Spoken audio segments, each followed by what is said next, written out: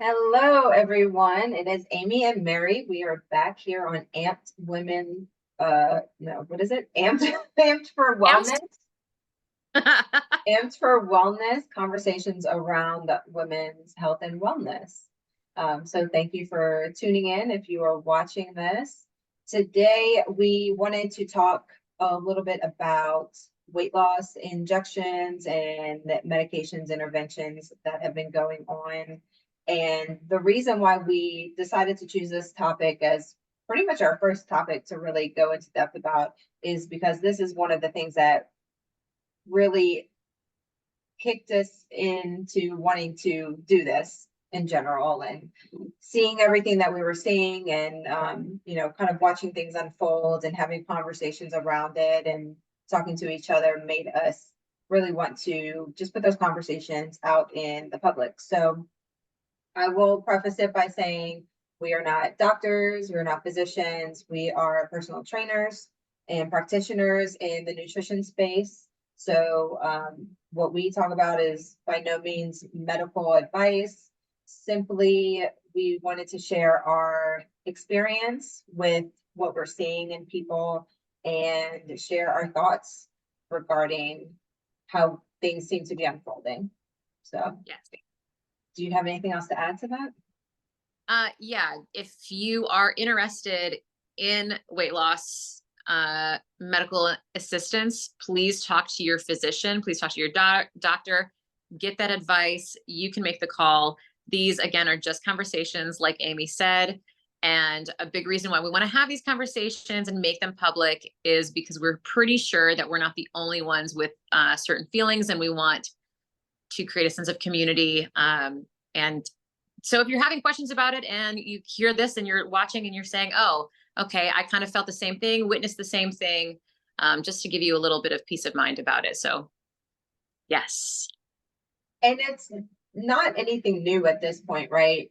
Like people have been talking about it for a while now. It's been really picking up steam the past few years, maybe 3 years. And so there's a lot of information out there, and we don't need to dive into the medical specifics. And that's not really what we want to do. We'll share a little bit, but we're not necessarily as educated on the depth of information as far as how it medically works and the biology and the physiology, right? But we have some understanding and we just want to share maybe that cultural perspective. Yeah. So there are, I think, a lot of them out there actually that we weren't even aware of until it became a big public thing, right? So there are semaglutides or tirzepatides. There are, I don't even know. There's other names, liraglutide. There's a lot of different ones, and they're under those names of Wegovy and Ozempic and Zepbound and all of those things. And so we've noticed that a lot of people are really um, starting to utilize them more and more for weight loss, right? There's only two that are actually FDA approved for weight loss. I think Wegovy and Zepbound. Hmm. And they're getting more and more popular as people are seeing weight loss benefits from them. And I think the concern from us, or I'll speak for myself if Mary wants to speak for herself, but some of the concern comes with what image is that presenting societally and culturally, and what message then is going to kind of come from this, and how are we long term going to respond, as well as for me, I'm just concerned about long term impacts of this on people's bodies and what is that going to look like in 5 years, 10 years. I know that these are not new. Most of these or some of these are not new drugs, and they've been used for a period of time to treat diabetes, but that's just the thing, is that they're being used to treat a specific issue, and now people are using them in another capacity. And so what is that going to look like 5 years from now or 10 years from now as far as health concerns or other issues? Yeah. Yeah. I think that's really important to talk about, because when we first started talking about this, just you and me casually, we had a lot of concerns about, like you said, at what cost, um, is this widespread use, right? There is so much support by everybody, by a lot of people, to make these readily available, and it has been very helpful, but there was still so much that we didn't know. And so we first started talking a lot about the potential risks that we may see later. But when it comes down to it, I think my biggest concern, like you said, is kind of how it's perpetuating a concerning mindset. And then what message is that sending to a younger generation? As a mom who has a younger child and listening to what she's hearing about calories and food, and she's starting to enter that age where she's going to start receiving a lot of the messages out there about her value as a woman and where that value comes from. And when I was growing up, it was ingrained in me that my value was attached to how desirable I was to a man. And I just want to say, first and foremost, that's a terrible message to be sending. Okay. It took a long time to get out of that. And for a while, I felt like socially we were turning a corner. There was a lot of body inclusivity in social media. And to be honest, that really spoke to me. That helped me to see myself in a different way and be more forgiving and less rigid about this box that I thought I had to fit in. And then in the last few years, it seems to have kind of come full circle again, to where there's this obsession to be a certain size. And it's kind of heartbreaking for me to watch, especially as I see women of a certain age who have these views that they've been fed their whole lives. And now there's more encouragement, it seems, than ever to try to chase that ideal. And a big thing that I've really wanted to detach myself from in the personal training space is trying to achieve aesthetic goals at any cost. And so that's a concern with this wave of medically assisted weight loss method. Right. And that was my big concern too, was I felt the same thing. We were starting to get past this body image cultural issue, this diet culture, and it seemed like we were at least starting to make forward momentum of just inclusivity and loving yourself, right, as you are. And wanting to be healthy is fine. Love yourself too. But now I feel like we've, like you said, circled back, but even like tenfold, where Yeah. we're really back to this skinny obsession and wanting to be a certain size, no matter what the consequence is for that. And let's talk a little bit about, because we don't want to sit here and just trash it, right? Because it Right. can be necessary for people. So let's talk about the positive benefits a little bit. And so the way that these work, these drugs are GLP-1 agonists, okay, glucagon like peptide 1, which is a hormone that is produced in the gut and basically helps regulate appetite and blood sugar. Okay, and so it helps stimulate this hormone so that it can increase feelings of fullness, reduce appetite, and help balance blood sugar, which is very important in a proper metabolic function. Yes. For some people, there's been a lot of chatter about the food noise, right? Food noise in your head and constantly thinking about food and always feeling hungry. And there are some people where those hunger and satiation hormones, leptin and ghrelin, just don't work as well, or we're not sensitive to them. And so for these people, I think it makes sense if it helps calm their body in a way that they can live without having to worry about food so much, right? Yeah. There are some people who may need a medical intervention because their body is not working the way other people's bodies are. And I think that's actually the good thing that's come out of this, because that conversation is starting to happen. You know, it used to be calories in, calories out.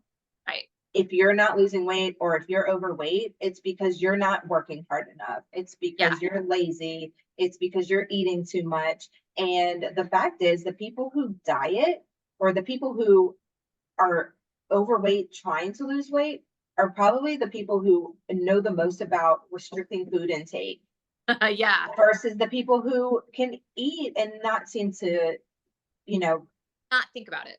yeah. And so, people who are in that space, and there are plenty of people in this space who have never had a weight issue, and they say these things. And to me, this is what I struggled with most of my life. I have been overweight most of my life. And so for someone to talk to me about what I'm doing wrong when they have never struggled with weight is just not, I can't accept it.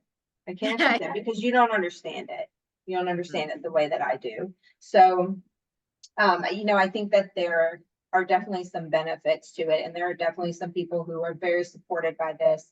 And by all means, I want people to get what they need to help them live a happier and healthier life. Right? It just comes back to that idea of, well, who really needs it and who doesn't, and how are we using it? And while there are some really great doctors out there, there are some doctors who maybe don't go through all of the proper processes and protocols, right? And how are they prescribing it? And are people actually getting nutrition support along with it? Or are they just taking this medication and continuing maybe same habits that they had before, or living the same lifestyle? Because it's not a one and done. And that is, I guess, part of the conversation is we still live in an age where we want a quick fix. Yeah. And yeah, and this can be that magic bullet, but unfortunately, it seems a lot of people struggle if they stop. So either you're spending a lot of money staying on this for a long period of time, or you stop taking it and you just go back to the way things were. And so it's not a long-term solution for most people. So diet, lifestyle changes, sleep and stress management, all of those things are still important when it Yeah. comes to this. Wow, you hit some really, really great points there. First thing I want to talk about is, yes, who it was originally designed for, to manage symptoms of diabetes. And I get so turned on when you talk about the science of the hormones and everything, because that's really important to understand. And a lot of us don't understand. A lot of us, when we hear the word hormones, we think just sex hormones. There are hormones that regulate a lot of things. And like you were talking about, appetite hormones. So one time you kind of touched on something you said, and it was about, it can, like you said, be very helpful for people that aren't in tuned to hunger versus satiation. And that's something that I have a lot of experience with. And growing up, I was constantly obsessed with food, either trying to resist it or eating as much as I can because there was shame around eating. So I didn't ever understand when I was hungry or not hungry, or when I've had enough versus when I was like so full. And I remember in my early 20s trying a prescription drug that was highly addictive. And for the first time, I did not feel hunger or even an urge to eat. And that led to like a 15-year span of me struggling with that prescription drug that is very helpful in other capacities. Because that was the first time I had felt that. And so, like you had said, I think for people who don't understand those feelings in their body, this can be hugely helpful. An excellent instrument, an excellent tool to help them understand feelings of hunger and satiation. And although we have a running motto that health is not a size, sometimes weight management is advised by their doctors, and this can be a useful tool. But again, we see a lot of use that might be unnecessary or might be driven by aesthetic goals. I never want to say unnecessary because I don't know why someone's using it. Okay. I want to be really careful about my words. Just intent. But it can be, yes. So intent in using it, and what is the real reason? Right. I think a big thing that you hit on with that point was, what are your habits like before and after you commence use, right? So if one is going to use it for weight management, it would be an excellent idea to make sure that all of those other areas that are important for weight management are also being tracked. Like you said, proper rest, proper nutrition, just first and foremost, proper nutrition. Okay. If we're taking something to assist us in weight management, we want to make sure that we're getting our nutrition on point, right? And yes, and stress management, exercise, all of the things. We can't just have one magic pill and then not have to worry about the other ingredients in that recipe. Mm-hmm. So I think that was really, really important that you said that. Like, what are your habits like once you start using this? Are they the same as before? Or are you taking the steps to make this an actual useful tool for a sustainable lifestyle? Because I have seen use where it looked messy and it looked concerning because old habits were continuing through the use, and one in particular I can remember, and I'll be as vague as possible. One case in particular of someone I know who was using an off-brand and doing self-injections. When I looked at this person, it reminded me a lot of my personal struggles with addiction, and that made me concerned. And so I know that wasn't like a singular case, and I just don't, having gone through that myself, I don't want that for others. So there's concern. I'm not saying that everybody's doing that at all, but there are concerns, and seeing that showed me that there is potential risk there. Yeah. And so the concern from us is from it being used in a way that maybe is not the best situation or most appropriate, or being abused in a sense. Right? Yeah. And so there's so many facets to it. And, I always think about it like we touched on a little bit of people wanting to be thin regardless of the consequence, right? And so there's a lot of digestive side effects that come from it. I think some people don't experience it and some people do. And that's just the nature of the way the drugs work, because they're slowing down the digestive system essentially. And so that's why you're not hungry, because your digestion is slowed down, so you're full. So it can lead to some bloating, some digestive discomfort, some gas and cramping, some nausea for some people, constipation, things like that. And really, from my perspective, when we are disrupting the natural mechanism of the digestive system, what is that going to look like long term? And it Yeah. may be as simple as stop taking it, all those problems go away. And I think that is probably the case. But long term, if you're taking it long term, what does that impact look like? And even if you're not taking it long term, but you have severe reactions to it, then how is that really impacting you? So that's one piece of it, is like people don't care that they're sick on this medication as long as they are losing weight. And that is the exact opposite of what we want people to feel. Like we want people to, yeah, we want people to respect their bodies and love themselves and want to achieve health in the way that, a way that is healthy, essentially, and Yeah. not promoting this this skinny need to be skinny and just do whatever it takes as long as you're thin. Yeah. Yeah, that's so great. And you talked about how it's disrupting the natural functions. And, we talked about those appetite regulating hormones. And so what this is essentially doing, like you said, is disrupting that hormonal function. And so we really only want to disrupt that if it's absolutely necessary, right?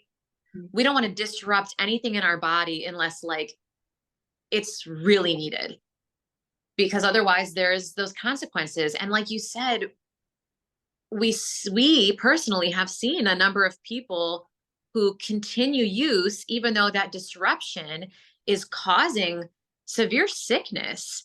And like that's heartbreaking. Like we're there's so many of us that are okay with that feeling, just to like look a certain way in a picture or like just to be a certain size. That is heartbreaking, and there are deeper issues then, right? Oh yeah, and there's absolutely, yeah, there's absolutely some emotional connection here. There's an Yeah. emotional piece in this, and that's a whole other topic of getting the right support in that aspect. But Bingo. yeah, that's what there's multiple facets to it, and so the impact, the internal impact is one, and then the outward impact is another facet. And going back to this idea of diet culture and body shaming and trying to fit a certain mold, this is part of the concern of what is the message that is now being sent. When we thought we were starting to get to a point of inclusivity, and now this is becoming more commonplace because all of a sudden people realize, hey, there might be a quick fix here, a quick solution. And so, well, let's just forget about all the body positivity stuff. Let's get thin and let's jump on this train. And so now we're going back down that path. And what is the message that's being portrayed publicly and pushed out to people around us or kids, like you said? Yeah. And that kind of brings up another point for me. This kind of seems, this is going to sound like I'm talking about a kind of a branched off topic, but it seems really relevant in this conversation. Um, Commenting, saying things like, "Oh, you look great," when Yes. you notice that someone has dropped a little bit of weight. There might be some occasions where that's an appropriate thing to say. Okay. If you know someone's journey, if you know that they've been trying and they've been putting in that work and they've cleaned up their lifestyle, whatever, there might be a certain situation where that might be okay.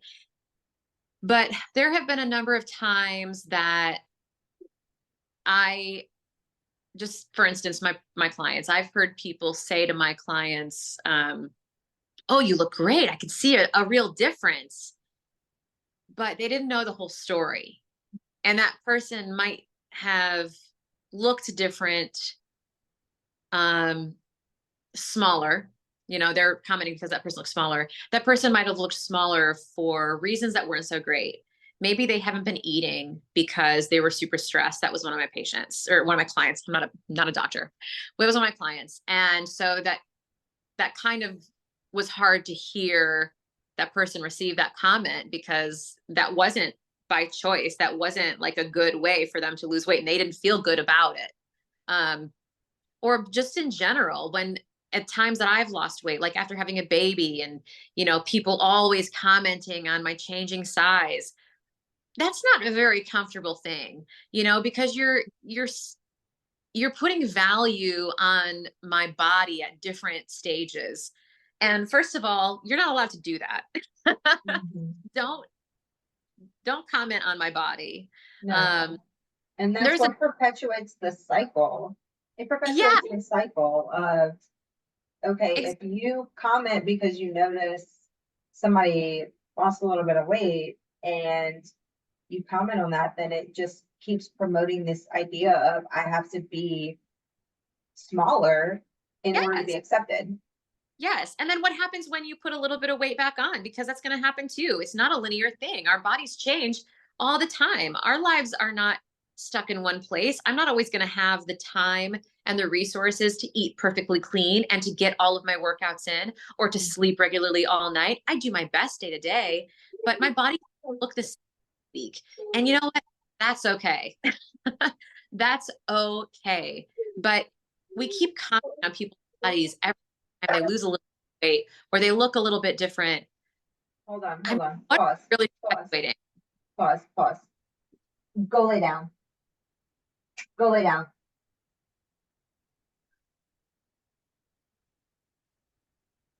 Okay, sorry. No, it's okay.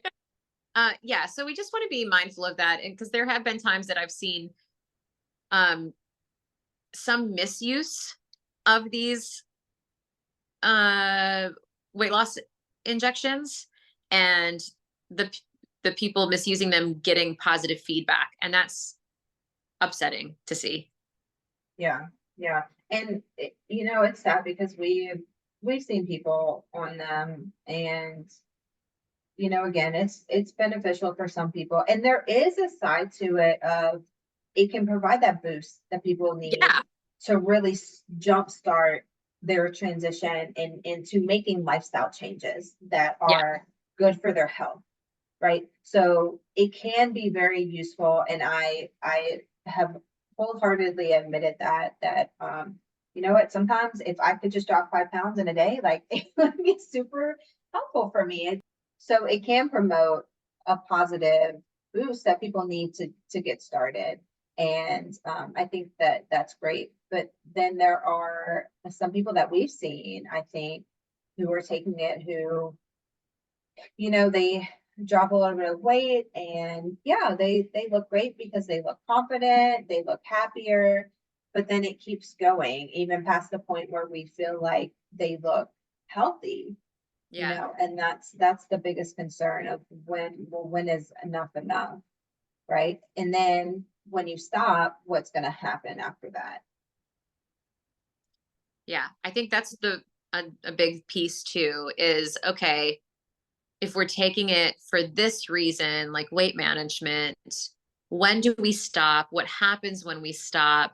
Are we planning for that? Are we prepared for that? What is that going to do for us, not just physically, but emotionally? And I don't, I haven't seen enough conversation around that to really weigh in. And I think even the fact that there isn't enough conversation around that I've seen is kind of also another concern. Yeah, yeah. And so, I mean, I guess to kind of sum up what we're talking about is do your research. If it makes sense for you, then great. That by all means, take the steps that are best for you and that you need. But have conversations about it with your doctor, and understand what is being prescribed, what the dosage looks like, because the ramp up or change in dosage is different for each drug. And I would concern yourself with what is the physician's intent behind it? You know, is it short term? Is it long term? And what other guidance are they providing you? Those are maybe my biggest, would be my biggest asks in those spaces. As a physician, okay, if you are prescribing this to me, what other support am I getting for it? You know, or what other advice can you give me? Yeah. I think that's, yeah, huge. The two things that I would add would kind of to piggyback on both, on all that you just said. Yeah, make sure if we're choosing to go this route for weight management, yeah, make sure that it's just one tool in your toolbox, that you are also sharpening your other saws as well. This is not a magic pill. You can't neglect the other pieces to this puzzle. We still have to, like you said, very important: nutrition, sleep, activity, stress management. We need to make sure that we're living a healthy lifestyle. It's not a magic pill. You need all of those ingredients to make this recipe work. And the other thing you mentioned about, kind of touched on the integrity of physicians, just like um, other high risk prescriptions that are very, very helpful in many situations. There are physicians who are essentially running clinics, and kind of pumping these out. So when you talk to your physician about this, make sure this is a reputable physician, someone you trust, and someone who is going to have your best interest in mind and not just looking for the cash. Because we have seen, unfortunately, those physicians as well. Yeah, and the ones that can help provide you more support outside of just the injections, Yeah. is very, you know, is very positive, especially since as you're losing the weight, you know, this is another topic that we didn't really touch on, but it's out there. You can do your research, but when you're losing the weight, you're losing a significant amount of weight, usually very quickly. And because of that, you're losing a lot of muscle mass, which is the mass that you don't necessarily want to lose, and will also impact your hormonal functions and your metabolic functions and your metabolism and all of those things. So it's really important to also eat the right way while you're taking it to try to minimize those impacts. Mhm. So yeah, getting that extra guidance is very beneficial while you're on it as well. Yes. And I would add the third point I would add, or I guess the fourth point, because that might have been the third point, but it is being mindful about how you are expressing this to yourself as well as outwardly, and what is the message that you would hope people perceive from it. You know, assuming that you have the best of intentions for yourself, what would you want people to, you know, perceive from you being on that medication, and what is that message that you want to present forward, or present publicly to others and those around you? Great. I love that you finished with that, because yeah, bottom line is, remember that your value has nothing to do with how you look. Mhm. We are not on this planet to be desirable. You are already valuable and essential to the fabric of this planet because you are here. And that's all. You don't need to look a certain way. Yeah, exactly. You are beautiful the way that you are. And it's True. okay to want to be healthy or lose Yeah. weight, but you are still beautiful. Yes. And it's also okay to want to change the way you look. That's fine. But make sure we're doing it for the right reasons. Make sure that you still remind yourself that you are wonderful, valuable, fabulous, already on the inside, have so many things to offer. You know, if you want to change the way you look, then do it for yourself, I think, is my big thing. Don't And impress somebody else. Do it for yeah, yourself. and do it in a healthy way. Yeah. So Awesome. we'll wrap this one up. I hope we kind of touched on the things we wanted to touch on.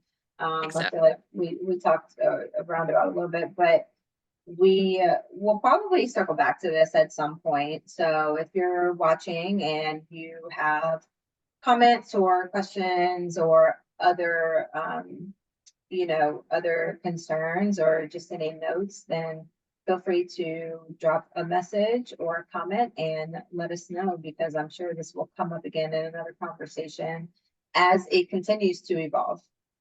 Sure will. This was great. Yes. Yeah. Please leave comments if you have anything to add or ask. Thank you, guys. All right. Thank you. We'll see y'all next time.